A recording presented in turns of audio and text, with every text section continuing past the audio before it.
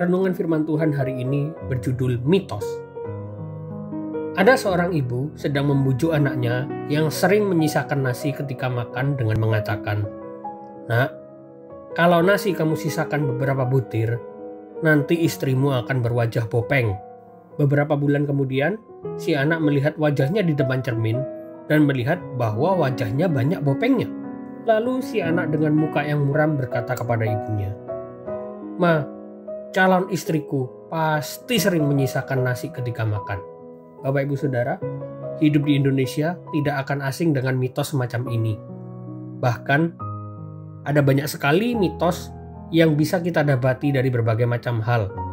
Seperti, wanita yang sedang hamil tidak boleh mengalungkan handuk setelah selesai mandi, karena nanti bayinya akan terlilit tali pusar, dan lain sebagainya. Bahkan ada orang percaya masih mempercayai mitos yang dalam pikirannya, nanti kalau memang benar-benar terjadi bagaimana? Lebih baik ikuti saja nasihat nenek moyang. Dalam 1 Timotius 4 ayat 7 mengatakan, "Tetapi jauhilah tahayul dan dongeng nenek-nenek tua, latihlah dirimu beribadah." Melihat ayat ini, setan juga tidak tinggal diam.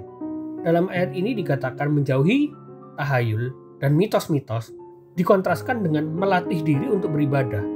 Setan justru memunculkan di dalam ibadah ada banyak mitos, seperti keharusan berbahasa roh sebagai tanda orang itu sudah dibaptis Roh Kudus, yang melayani dalam bidang musik, memainkan nada tertentu, karena ketika nada tersebut dimainkan akan membuat orang menangis, dan lain sebagainya.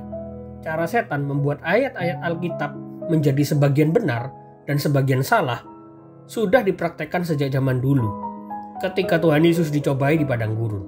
Namun, celakanya, hal seperti ini dipercaya oleh orang sehingga menjadi sebuah mitos yang wajib dilakukan.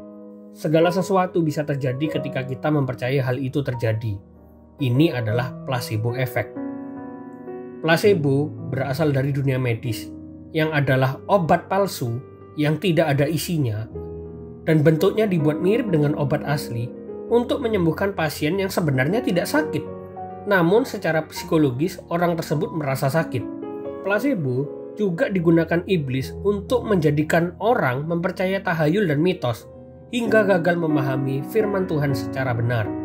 Peringatan firman Tuhan jelas dan tegas. Kita harus menjauhi tahayul dan mitos. Perintah firman Tuhan juga jelas. Jadikanlah firman Tuhan sebagai satu-satunya patokan hidup. Maka dari itu, bacalah firman Tuhan seutuhnya, agar pemahaman kita akan firman Tuhan juga utuh. Sehingga ketika iblis mencobai kita dengan caranya yang klasik, kita bisa menghadapi dengan benar.